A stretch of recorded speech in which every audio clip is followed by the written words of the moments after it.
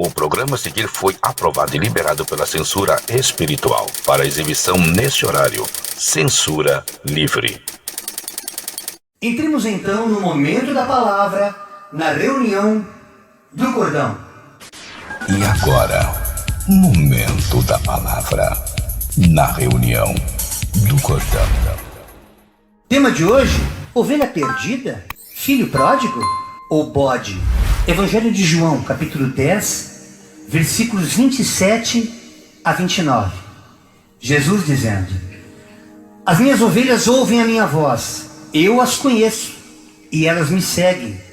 Eu lhes dou a vida eterna e elas jamais perecerão. Ninguém as poderá arrancar da minha mão, diz o Senhor Jesus. Meu Pai foi quem as deu para mim. É maior do que todos. Ninguém as pode arrancar da mão de meu Pai. E é interessante, irmãos, quando nós meditamos no Salmo 23, que é um salmo muito conhecido, independente de católicos ou evangélicos. A gente vê muitas vezes em algumas casas, alguns quadros, ou a Bíblia aberta no Salmo 23, onde o versículo 1 nos diz que o Senhor é meu pastor e nada me faltará. Ali nós aprendemos a desenvolver o entendimento dessa relação metafórica a qual Jesus nos usa no seu texto, nos ensinando através da sua palavra que para que nós tenhamos Jesus como nosso pastor, nós temos que ser ovelha, porque a ovelha submete-se ao pastor. O rebanho pertence ao pastor, que é Jesus. E a gente vai descortinar isso aqui ao decorrer dessa noite.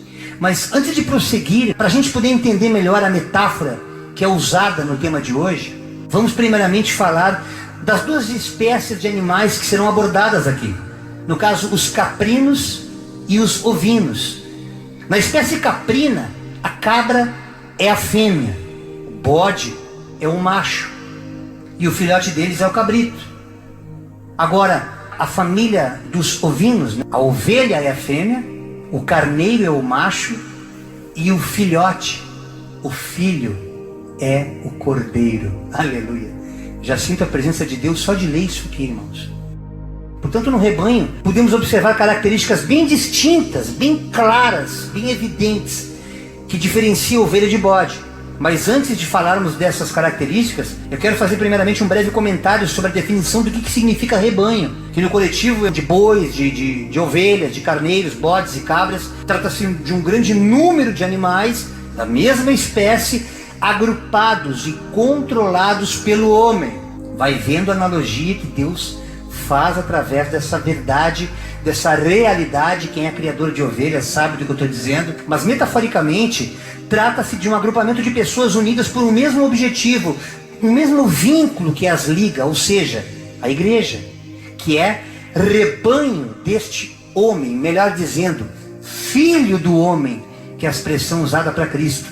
E para compreendermos essa expressão filho do homem, precisamos voltar no Antigo Testamento e ler lá atrás no livro de Daniel, no capítulo 7, versículo 13, onde ele diz no texto, naquelas visões que ele tinha durante a noite, ele dizia: Eu estava olhando nas minhas visões noturnas, e eis que vinha entre as nuvens do céu um como o filho do homem, e dirigiu-se ao ancião de dias, que é o Deus Todo-Poderoso no seu trono, esse ancião de dias, e fizeram chegar até ele. E no texto de Mateus, capítulo 26, versículo 64, só a parte B, para a gente não se prolongar, não se estender. Chegará o dia em que vereis o Filho do Homem assentado à direita do Todo-Poderoso e vindo sobre as nuvens do céu.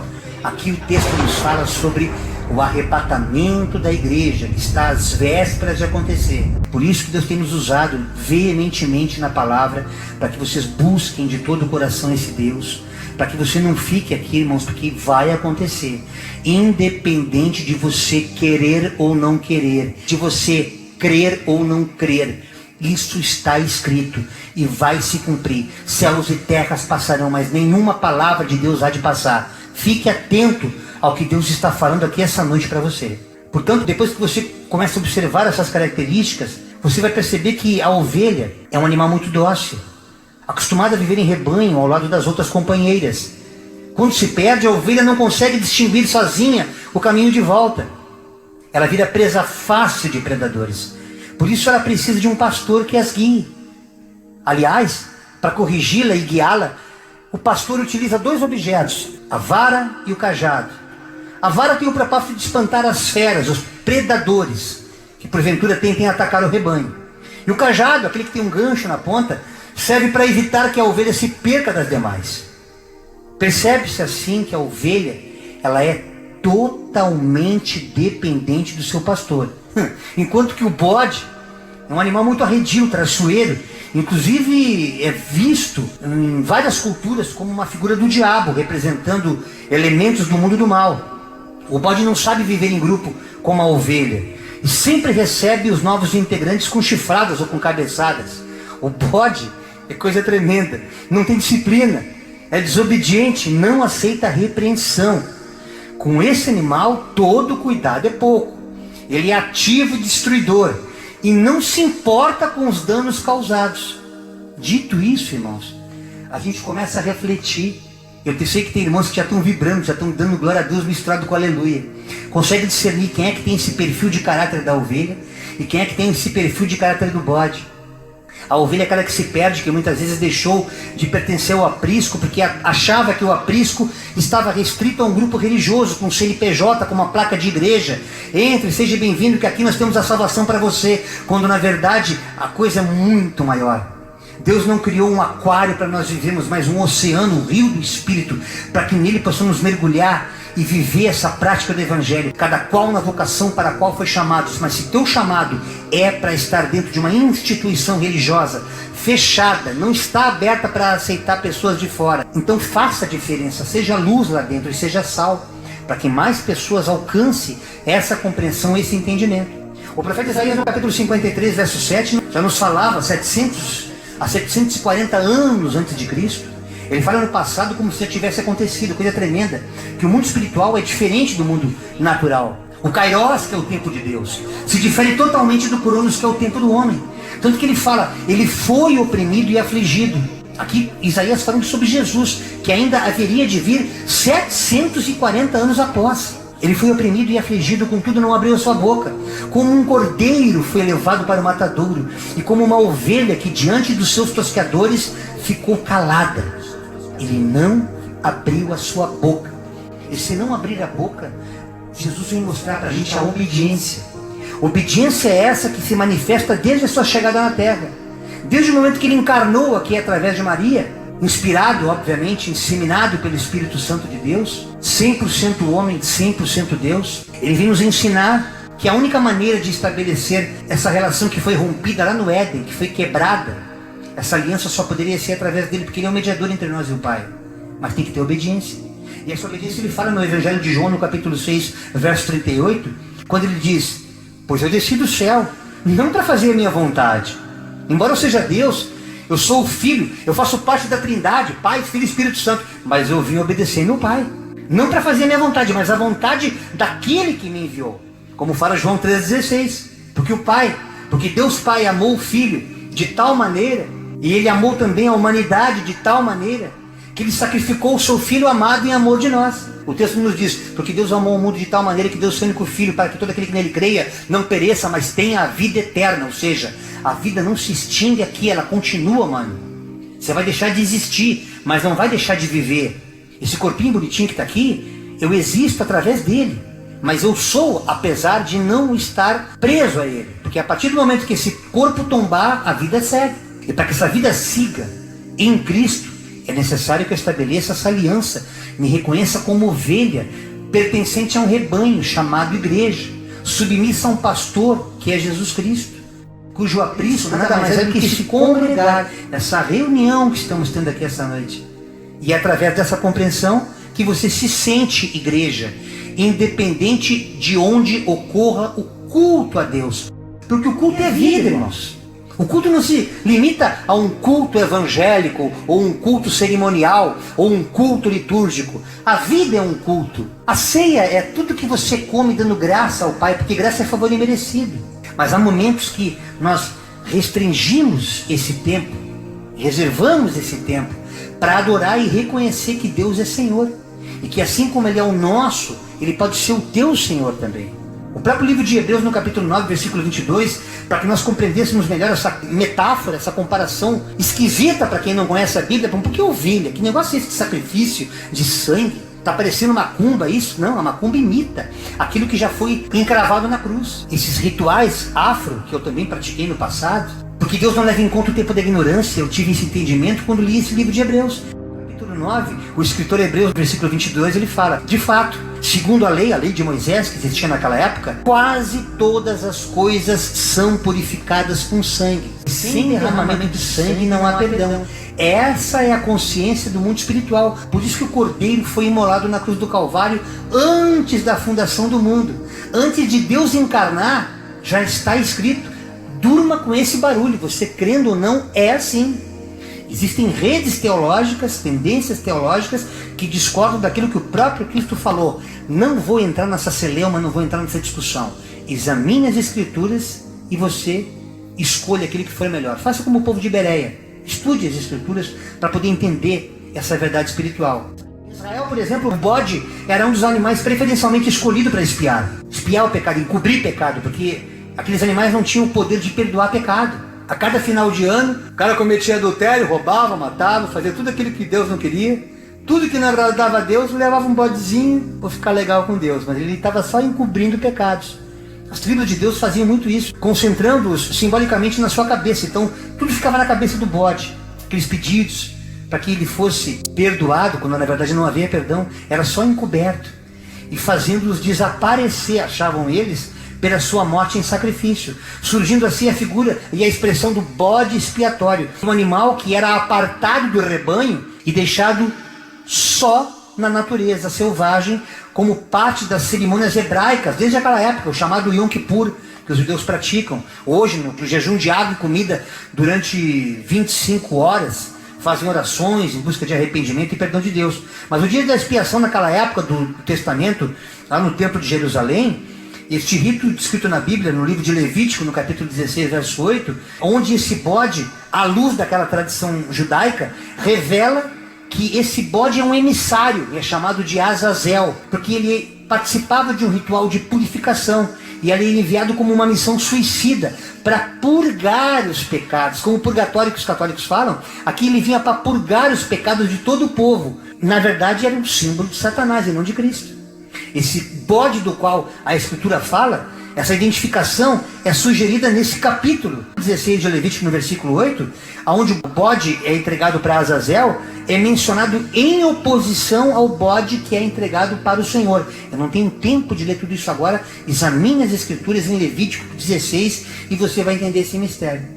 A partir do momento que ele se colocou como ovelha e quer que nós tenhamos o mesmo comportamento em obediência, ele é traduzido numa parábola maravilhosa chamada parábola do filho pródigo. Evangelho de Lucas, capítulo 15, versos de 11 a 32. A parábola do filho pródigo, pródigo significa gastador, esbanjador, que gasta além do necessário, aquele perdulário. Ele conta a história de um pai que possuía 2 filhos e em certa ocasião o filho mais novo deste homem pediu ao pai a sua parte numa herança e foi embora para terras distantes, gastando tudo que tinha em pecado, prostituição, sem pensar no dia seguinte. Após perder tudo, já passando fome, esse jovem trabalhou como empregado de um cidadão daquela região e, vendo aquela aflição, aquela fome que estava naquela época, desejou comer até comida de porco, irmão, para você ver a aflição que esse homem estava passando. Ele tinha todo um conforto junto ao pai, mas bateu uma rebeldia nele. Me dá minha parte da herança aí, ó. Quero ir embora daqui. Quero viver outra coisa. Vai, esse negócio de ficar trabalhando, cuidando de ovelha e cuidando de rebanho, não é pra mim, eu quero viver fora. Me dá minha parte, eu sei que eu tenho direito, me dá minha parte da herança que eu vou embora. E nessa rebeldia, ele sofreu esse pênalti, vendo que a fome batia a sua porta e desejando até comer comida de porcos, bolotas, alfarrobas, como a Bíblia fala. E ao lembrar que seu pai tinha empregados que comiam do bom e do melhor, irmãos, faminto e profundamente arrependido, esse jovem retornou à sua terra e, ao reencontrar-se com seu pai, humilhou-se diante dele, dizendo não se achar digno sequer de ser chamado de filho. Mas seu pai, feliz ao vê-lo, porque todo pai ama, todo pai perdoa, todo pai que é pai abraça, o abraçou, o beijou, mandou que seus servos, seus empregados o vestissem com a melhor roupa e mandou calçá-lo, que veio todo desprovido de qualquer coisa. Colocaram um anel no dedo dele. Esse anel tem uma simbologia muito profunda, que é um anel de autoridade, a autoridade que o pai concede ao filho. Olha o mistério que Deus tem nessa palavra. e prepararam um baita de um churrasco. Pegaram um novilho gordo, um novilho novo, fizeram uma baita de uma festa para comemorar o retorno daquele filho. Mas o filho mais velho, enciumado, encheu-se de ira e não quis participar daquela festa não. O pai insistiu até que ele participasse, mas ele se sentiu injustiçado pelo fato de todos aqueles anos ele ter trabalhado sozinho, feito escravo, a serviço de seu pai, enquanto seu irmão estava no bem bom, lá caindo na gandaia, gastando tudo que o pai tinha dado para ele. E agora ele recebe do bom e do melhor, como se nada tivesse acontecido. Mas o pai diz para aquele filho mais velho: filho, vem cá, você não está entendendo. Você sempre esteve comigo, você nunca saiu de perto de mim. Ele se perdeu, tudo que é meu é teu.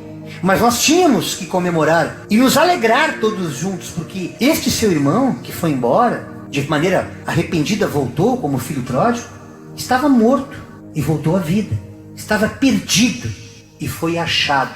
Assim é, irmãos, na maioria dos ambientes religiosos, onde há pessoas que estão na presença de Deus, mas o fardo, as obrigações que muitas vezes transcendem aquilo que a igreja do Cristo vivo cobra como santidade, mas o peso da religião faz com que aqueles fardos atropelem, sejam maior do que de fato deveriam ser, e as pessoas acabam se desgarrando desse aprisco, desgarrando-se desse rebanho, e então Cristo tem o prazer de buscar essa ovelha que se desgarra.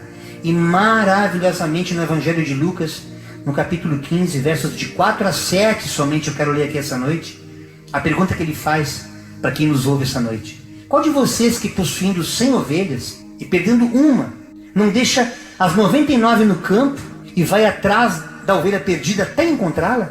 E quando a encontra, coloca essa ovelha alegremente sobre os ombros e vai para casa. E ao chegar em casa, reúne seus amigos e vizinhos: alegrem-se comigo, ei, eu encontrei a ovelha perdida, ó. Consegui trazer de volta aquela que não estava entendendo o mistério da comunhão. Tinham contado uma história furada para ele que a igreja é uma casa feita de madeira ou de tijolo. E eu já tinha falado: ei, eu não habito em templo feito por mão humana. Não é isso aí, não, isso não é igreja, isso é só o templo.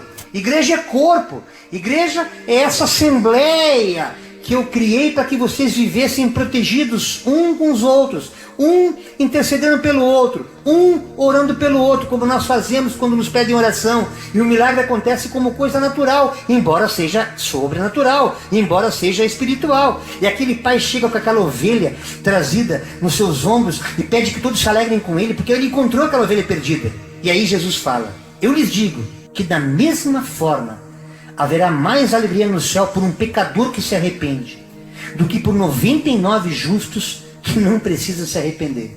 Você que fica excluindo alguém, você não vai entrar no céu porque você não está dentro de uma igreja, dentro de uma estrutura religiosa, não.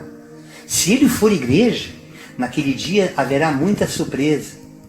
Ele disse na cara dos fariseus: haverá muitas prostitutas meretrizes que vos precederão no reino dos céus. Dorme com esse barulho. Não vem ficar bravo comigo não, irmão. Estou só recitando a escritura, estou como porta-voz. Eu estou que nem papagaio aqui, só repetindo o que Deus deixou escrito. Não contesta a mim, contesta a ele. O evangelho é essa verdade espiritual que está aqui. Deus vai se alegrar muito mais com aquele que se desviou e voltou arrependido do que aqueles que estão certinho dentro do aprisco. Por isso que é importante que nós que pastoreamos, nós que administramos rebanho, povo de Deus, você pastor amigo meu, independente da sua denominação, preste atenção. Não se deixe confundir ovelha perdida com filho pródigo. Filho pródigo é uma coisa, ovelha perdida é outra. A ovelha não tem noção do porquê que se perdeu, ela foi oprimida. Ela não tem noção, ela continua com Deus no coração, mas ela acha que ela está em pecado porque ela não está membrada num grupo, mas ela não mata, ela não rouba, ela ora, ela busca a Deus, até na madrugada, ela está sempre buscando Deus em todos os lugares, mas ela se sente incapaz, injusta de adorar esse Deus porque ela não faz parte de um grupo, não sabe o caminho de onde voltar, ela não sabe por onde é que ela vai voltar, onde é que ela se perdeu, em que momento foi. Por isso que o pastor deixa as 99 e vai em busca dela. Já o filho pródigo, esse aí sabe muito bem do que saiu e conhece perfeitamente o caminho de volta. Sabe quem é seu pai, sabe o que ele tem em casa. E tem muito filho pródigo, meus irmãos e minhas irmãs, querendo ser carregado no colinho, choramingando por feridas que ele mesmo procurou. Ele mesmo que arrumou para a cabeça dele e fica agora enchendo o saco, querendo se passar por ovelha, mas não quer obedecer a palavra. Você instrui: pastor, eu até concordo com o senhor, mas eu tenho a minha forma de adorar a Deus, eu estou bem assim. E tu está instruindo a pessoa a viver naquela condição que ela vive, mas de modo diferente. Mas ela não quer aceitar. Portanto, a ovelha, o próprio Deus a busca, mas o bode, esse precisa se arrepender da sua apostasia e buscar a face de Deus. O profeta Jeremias, no capítulo 23, versos de 1 a 4 apenas. Ai dos pastores que destroem e dispersam as ovelhas do meu pasto, diz o Senhor. Portanto, assim diz o Senhor, Deus de Israel, aos pastores que tomam conta do meu povo: foram vocês que dispersaram e expulsaram o meu rebanho e não cuidaram dele. Não foi a ovelha que se dispersou sozinha. Ovelha que é ovelha não se dispersa sozinha, meu irmão. É alguma coisa, uma negligência que o pastor cometeu, que ela se distraiu, não estava com o cajado, não estava com a vara para cuidar das feras. Ele foi oprimido. Essa ovelha foi oprimida, essa ovelha foi machucada e não conseguiu permanecer no grupo. O próprio grupo às vezes meteu o pé nela: não te quero aqui no rebanho, tu é feio, tu não é bonito que nem eu, tu não canta que nem eu, tu não prega que nem eu, olha como é que tu te veste. E tem ovelha gorda mandando gente embora. Vou chegar lá, já vou chegar lá, meu irmão, segura o rojão aí. E aí Jesus fala: foram vocês que dispersaram e expulsaram meu rebanho e não cuidaram dele. Mas eu, diz o Senhor, eu vou castigar vocês um por um pelos seus maus procedimentos, declara o Senhor. Eu mesmo reunirei os remanescentes do meu rebanho de todas as terras para onde os expulsei e os trarei de volta à sua pastagem, a fim de que cresçam e se multipliquem. Estabelecerei sobre eles pastores, essas ovelhas que estão desgarradas. Eu vou estabelecer pastores que cuidarão deles, e eles não mais terão medo ou pavor, e nenhum deles faltará, declara o Senhor. É claro, irmãos, que Jeremias aqui está falando sobre o povo de Israel que se dispersou na terra, que havia uma profecia devido ao próprio pecado daquele povo. Deus permitiu que o povo judeu se pulverizasse, mas depois da fundação do Estado de Israel se cumpre o tempo do fim, irmãos. Vai aparecer na tela, vou botar em detalhes, não vou entrar em história aqui agora porque não dá tempo. Mas desde o momento em que os últimos dias começaram a contagem regressiva, aquele que se assemelha ao Filho do Homem está por vir a buscar a sua igreja, independente se ela estiver dentro ou fora do templo, porque Deus não vê o homem como o homem vê. Deus vê o coração, Deus vê as emoções, Deus vê o caráter, e não aquela aparência que tu tenta mostrar de santarrão, de santarrona. Então escuta agora o que Deus vai falar através do profeta Ezequiel. Veio a mim esta palavra do Senhor. O profeta Ezequiel dizendo para aquele povo daquela época, palavra que é tão profeticamente atualizada. Filho do homem, profetize contra os pastores de Israel. O Deus Todo-Poderoso falando para o próprio Filho Jesus Cristo, na boca do profeta Ezequiel. Oh, glória a Deus! Profetize e diga para eles: assim diz o soberano Senhor: ai dos pastores de Israel que só cuidam de si mesmos. Acaso os pastores não deveriam cuidar do rebanho? O rebanho de ovelhas. Vocês comem a coalhada, vestem-se de lã, abatem os membros animais, mas não tomam conta do rebanho, só querem saber da lã. São aquelas campanhas intermináveis, tão somente para arrancar recursos, que muitas vezes a pessoa deixa de comprar o remédio para a mãe, deixa de comprar o leitinho para o filho, para satisfazer esses lobos disfarçados de ovelhas. Foi para isso que Deus separou o ministério cristão, o cordão de 3 dobras, porque a oferta move sim o coração de Deus, mas quando ela é espontânea. Nós do ministério cristão vivemos de ofertas sim, porque também temos famílias para abençoar, com cestas básicas, com provisões, até que essas famílias se levantem para também poder fazer aquilo que nós estamos fazendo. Mas aqui a palavra é muito clara: eles estão tirando recursos do povo para benefício pessoal e não em prol do rebanho, não em prol das ovelhas. Vocês não fortaleceram a fraca, nem curaram a doente, nem enfaixaram a ferida. Ignoraram. Está doente, não vem mais aos cultos, não está dando dízimo, não interessa. Larga para lá. Não, deixa a gordinha que está aqui que é melhor. Essa aqui tá legal, tá dando lã, deixa ela quieta aqui. Vocês não trouxeram de volta as desviadas, nem procuraram as perdidas. Vocês têm dominado sobre elas com dureza e brutalidade. É a palavra de Deus para a Bíblia, irmão. Por isso, elas estão dispersas, porque não há pastor algum. E quando foram dispersas, elas se tornaram comida de todos os animais selvagens. Viraram presas fáceis de outros dogmas, de outras religiões. Começaram a sentir até comichão de ouvido para procurar outras doutrinas. Ah, essa igreja aqui é legal, só tem dancinha, glória. Não precisa ler a palavra, ninguém lê nada aqui. É só festa, é só encontro. Oh, glória! As minhas ovelhas vaguearam por todos os montes e por todas as altas colinas. Elas foram dispersas por toda a terra e ninguém se preocupou com elas, nem as procurou. É aquele membro de igreja que sai dali e o pastor não vai mais atrás querendo saber como é que ela está. Não está mais contribuindo mesmo? Deixa para lá. Não está ajudando em nada, não fede nem cheira. Já está no inferno mesmo. Perdeu a salvação, não está congregando conosco, não vai para o céu. Por isso, pastores, ouçam a palavra do Senhor. Juro pela minha vida, diz o profeta Jeremias, palavra do soberano Senhor. Ele está revelando, ele está falando aquilo que Deus está botando na boca dele, como eu faço aqui essa noite. Que visto que o meu rebanho ficou sem pastor, foi saqueado, ou seja, tiraram tudo que restava dele e se tornou comida de todos os animais selvagens. E uma vez que os meus pastores não se preocuparam com o meu rebanho, mas cuidaram de si mesmos, o carrão do ano, que casarão, hein? Oh, glórias a mim, tô bem agora na foto. Cuidaram de si mesmos em vez de cuidarem do rebanho. Ouçam a palavra do Senhor, ó pastores. É bem nesse tom pejorativo que o Espírito Santo me revela, como Jeremias profetizou naquele tempo, irmãos. Não foi por acaso que jogavam ele numa cisterna, porque ele falava com verdade espiritual. Assim diz o soberano Senhor: estou contra os pastores e os considerarei responsáveis pelo meu rebanho. Eu os considerarei responsáveis pelo meu rebanho. Eu lhes tirarei a função de apacentar o rebanho, para que os pastores não mais se alimentem a si mesmos. Livrarei o meu rebanho da boca deles, e ele não lhes servirá mais de comida, porque assim diz o soberano Senhor: eu mesmo buscarei as minhas ovelhas, e delas cuidarei. Assim como o pastor busca as ovelhas dispersas, quando está cuidando do rebanho, também tomarei conta de minhas ovelhas. Eu as resgatarei de todos os lugares para onde foram dispersas, num dia de nuvens e de trevas. E as farei sair das outras nações e as reunirei, trazendo-as dos outros povos para a sua própria terra. E as apacentarei nos montes de Israel, nos vales e em todos os povoados do país. Tomarei conta delas numa pastagem, numa boa pastagem, e os altos dos montes de Israel serão a terra onde pastarão. Ali se alimentarão num rico pasto nos montes verdejantes de Israel. Eu mesmo tomarei conta das minhas ovelhas e as farei deitar-se. Palavra do soberano Senhor. Procurarei as perdidas e trarei de volta as desviadas. Enfaixarei aquela que está ferida, fortalecerei aquela que está fraca. Mas a rebelde, escute, ovelha gorda, ovelha forte, eu a destruirei.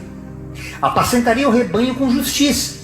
Quanto a você, meu rebanho, escuta, povo de Deus, assim diz o Senhor: julgarei entre uma ovelha e uma outra ovelha, entre carneiros e bodes. O assunto é sério, irmãos. A gente procura pregar com uma certa leveza, para que se torne menos pesada essa palavra. Pois a diferença entre ovelha e bode é muito grande. A ovelha, o próprio Deus vai pastorear. Ele fala na sua palavra que ele levantará outros pastores para que cuidem dessas ovelhas. Na simplicidade do Evangelho de Cristo. Esta é a verdadeira igreja de Cristo primitiva, a qual não é mais pregada na terra. Porque a igreja primitiva, segundo a religião, também tem que estar confinada num templo, quando na verdade o templo não tem que confinar ninguém. A eclésia significa de dentro para fora, é o id, é o gerúndio. Ide a todo mundo e pregar o evangelho a todos, sem fazer distinção, nem acepção de pessoas. Não é pela roupa que tu veste, ou pela comida que tu come, ou pelo trabalho que tu executa. A religião só vê vantagens que você possa oferecer para ela. O evangelho não, vem como tu tá e deixa que eu te transformo. Deixa que eu vou te colocar em honra nessa terra. Tu vai deixar de ser caldo e vai voltar a ser cabeça naquilo que tu faz. Tu vai prosperar e não necessariamente ficar rico, mas não vai te faltar o pão de cada dia. Que segundo o Pai Nosso, que muitos oram, não creem, que o pão nosso de cada dia Deus nos dá sim, todo o hoje. Porque hoje é presente. O presente é o dia de hoje. Mas aqui Deus deixa claro, irmãos, que ele vai até atrás da ovelha, mas o bode não. O bode é o que está no segundo livro de Crônicas, no capítulo 7, versículo 14, que eu decorei de tanto meditar, porque eu também já fui filho pródigo. Mas arrependido eu deixei de ser bode e voltei. Quando eu tive um encontro com Deus, eu abri meu coração para ele. E quando Deus fala, se o meu povo que se chama pelo meu nome, o povo que se diz, eu sou o povo de Deus, eu sou igreja, eu sou crente, é para você essa palavra. Se meu povo que se chama pelo meu nome se humilhar, tem que se humilhar, orar, me buscar e se arrepender das suas mancadas, dos seus maus caminhos, então, se vocês fizeram isso, porque eu sou um Deus de ordem e decência, não é de qualquer jeito que você vai chegar, não é no laiá laiá não. Então, a partir desse processo, eu os ouvirei dos céus, lá onde eu estou, entronizado acima de principados e potestades. À minha destra está o meu filho, aguardando eu só dar a ordem: vai, filho, vem buscar a noiva. É esse que está falando contigo essa noite. Então, ele te ouvirá e curará e sarará a tua terra. A terra que tem a simbologia da tua saúde, dos teus negócios, da tua família, dos teus relacionamentos, da tua vida como um todo. Porque Deus, ele não faz essa departamentalização que a religião faz. Mateus 25, 31 a 36 nos diz a palavra: quando o Filho do Homem vier em sua glória com todos os anjos, isso é arrebatamento, assentar-se-á em seu trono, na glória celestial, todas as nações serão reunidas diante dele, ninguém vai escapar, todas as nações desse planeta vão estar frente a frente com Deus, e ele separará umas das outras, como o pastor separa as ovelhas dos bodes, e colocará as ovelhas à sua direita, os bodes à sua esquerda. Então o rei dirá aos que tiverem à sua direita: venham, benditos de meu Pai, tive sede, vocês me deram de beber. Eu tive fome, vocês me deram de comer. Eu tive frio, vocês me deram roupa. Eu fui estrangeiro, vocês me acolheram. Vocês me vestiram. Estive enfermo, vocês cuidaram de mim. Eu tive preso e vocês foram me visitar. Mas eu não vou ler todo o capítulo 25, porque é muito longo. Só vou ler o versículos 41, 45 e 46. Para os bodes. Então ele dirá aos que estiverem à sua esquerda: malditos, apartem-se de mim para o fogo eterno, preparado para o diabo e os seus anjos. Ele responderá, no versículo 45: digo-lhes a verdade, o que vocês deixaram de fazer a um desses pequeninos, foi a mim que vocês deixaram de fazer. E estes irão para o castigo eterno, mas os justos, aquele que estão à minha direita, eles vão para a vida eterna. É muito sério isso, irmãos. Se você perceber a seriedade da palavra que está sendo pregada aqui essa noite, uma das palavras mais profundas, acho que depois do Sermão da Montanha que eu preguei aqui, essa palavra é uma palavra que mais traz consciência do quão é necessária a obediência diante de Deus. E eu encerro a nossa reunião do cordão de hoje com a primeira carta do apóstolo João, no capítulo 2, versos 1 e 2. Olha o carinho que Deus trata esse povo, esse que é ovelha. Ainda que tenha sido um filho pródigo, mas se arrependeu, é ovelha. O bode é aquele que não se converte. O bode é aquele que tem uma natureza peculiar que não pode ser mudada. A nossa natureza só é transformada quando nós permitimos que Deus entre no nosso coração e faça morada, porque a transformação não é de fora para dentro, isso quem faz é a religião, é só uma capa, é só para encobrir pecado, é como aqueles bodes no passado. Cristo não. Cristo, ele vem para perdoar, para remir, para rasgar o escrito de dívida e para transformar o teu caráter, fazer de nós nova criatura. Eis que as coisas velhas se passaram e tudo se fez novo, é novidade de vida. A esses ele chama de amigos, de meus filhinhos. Olha que coisa querida, meus filhinhos. Escrevo-lhes essas coisas para que vocês não pequem. Porém, se vocês pisarem na bola, a gente erra, é humano. Se porém pecar, fica tranquilo. Temos um intercessor junto ao Pai. Temos um mediador apenas, Jesus Cristo, o justo. Ele é a propiciação pelos nossos pecados, e não somente pelos nossos, mas também por todos aqueles pecados de todo mundo, todo aquele que se arrepende, todo aquele que realmente se converte. Converter é mudança de caminho, que nem aquela placa que você vê na rua, conversão à esquerda, conversão à direita. Converter-se é mudar o teu caminho, é mudar o teu fluxo. Você está caminhando numa estrada fora do caminho, ela pode ser até pavimentada, mas às vezes o caminho ele não tem a pavimentação, ele é estreito, ele é de terra, é chão batido, é ruim de caminhar, ele tem espinhos, mas tu tem que desviar, tem que saber fazer. O caminho é construído, a estrada é pavimentada. A estrada é o que a religião faz: andem por essa estrada. Tu saiu da estrada, eles dizem que tu está desviado, mas tu está desviado da estrada, não do caminho. O caminho é em Cristo. O caminho é ele que vai pavimentando, de acordo com a tua entrega, de acordo com a tua renúncia, de acordo com a tua vocação por ele chamada, porque ele que dá os dons. E você seguindo esses dons: mas o meu dom, eu não quero ser pastor, não, pai. Às vezes é no teu trabalho, é ser o que tu é, fazer o que tu faz, é falar do amor de Cristo onde tu estás, na vocação para a qual tu foi chamado. Nem todos são chamados para o presbitério, para o pastorado.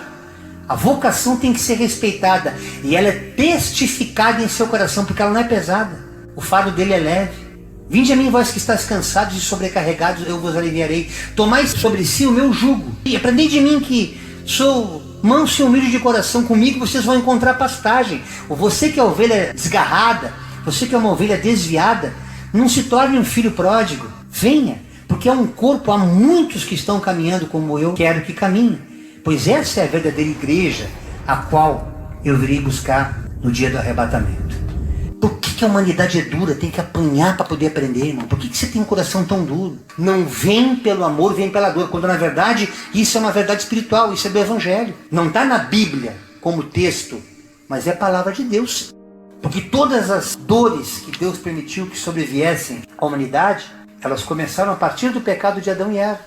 De lá para cá, o homem tem que comer do suor do seu trabalho, a mulher dor de parto e a serpente se arrastejando sobre o próprio pó. Que pó é esse? É o pó que o homem levanta através do seu pecado. Ele vai pecando e vai levantando o pó, e a serpente vai picando. Então a única legalidade que a gente pode dar para a serpente nos picar é o pó que a gente levanta. Esse pó que nós levantamos chama-se pecado. Esta é a palavra que Deus colocou no meu coração nesse dia 17 de agosto do ano de 2022, na reunião do Cordão.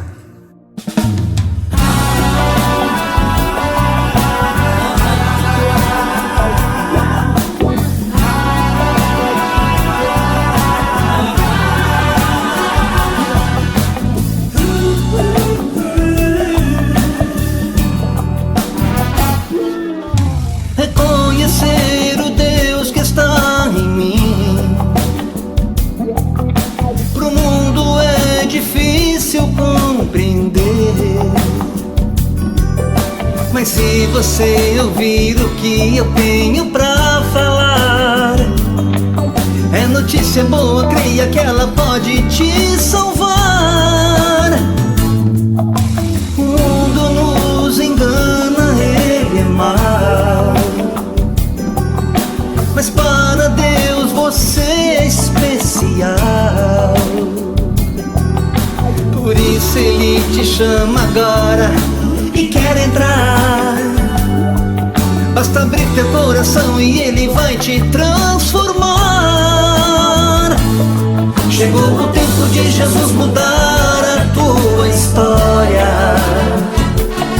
Você vai descobrir o que é realmente ser feliz. Aqueles sonhos que você talvez já tenha esquecido, Jesus não esqueceu de nenhum deles, pode confiar. Depois de tantas lutas talvez você tenha desistido. A boa nova que Jesus deseja te abençoar.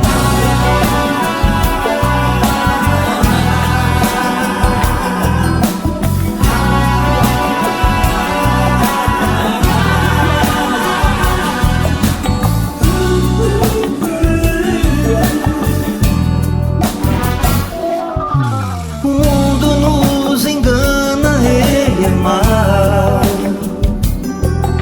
mas para Deus você é especial. Por isso Ele te chama agora e quer entrar. Basta abrir teu coração e Ele vai te transformar. Chegou o tempo de Jesus mudar a tua história. Você vai descobrir o que é realmente ser feliz. Aqueles sonhos que você talvez já tenha esquecido, Jesus não esqueceu de nenhum deles, pode confiar. Depois de tantas lutas talvez você tenha desistido. A boa nova que Jesus deseja te abençoar.